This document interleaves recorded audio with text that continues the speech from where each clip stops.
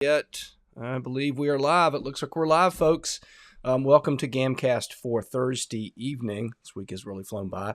Tonight, we're here to talk about a couple of exceptions to the First Amendment and why Trump's DOJ may indict some of these fascist Democrats for their irresponsible rhetoric. So, a little over a couple hours ago, Robert Garcia, I've got him up here pulled up on Twitter, he tweeted out a letter he'd gotten from Trump's newly confirmed district attorney there in Washington, D.C. He says, so if you criticize Elon Musk, Trump's DOJ will send you this letter.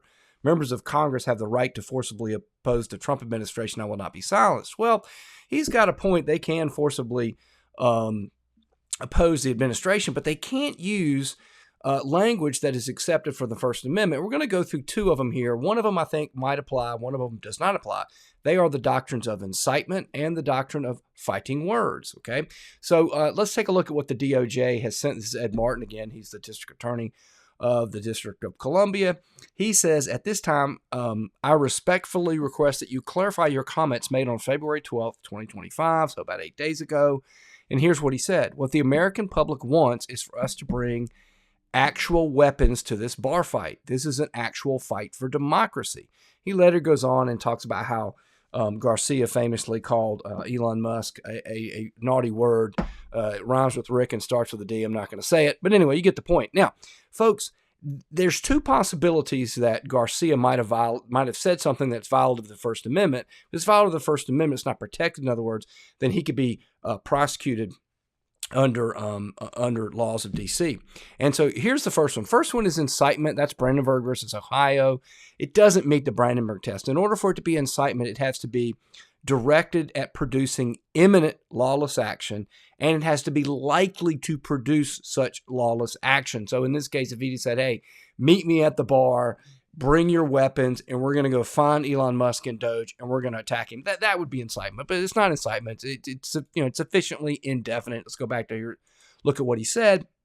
Again, he said, what American public wants is for us to bring actual weapons to this bar fight. Now, the actual is what really ding, ding, ding to me.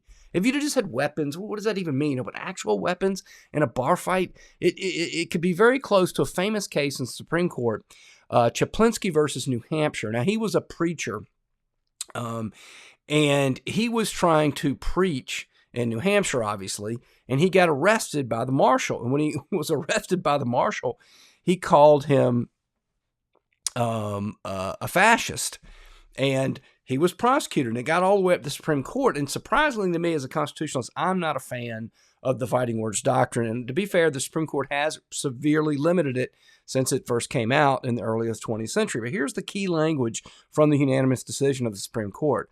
The court has identified certain categorical exceptions to the First Amendment protections, including obscenities, certain profane and slanderous speech, and quote-unquote fighting words. Okay, so if calling the officer a fascist while he's arresting you is a fighting word, then, it seems to me if you're talking about, hey, we need to bring actual weapons to this bar fight, that's very, very, very close to it. Now, again, to be fair, they have walked back a lot of the protections of fighting words. For example, some people or some states try to make it illegal to burn the flag, claiming it was fighting words. The Supreme Court said, nope, can't do that.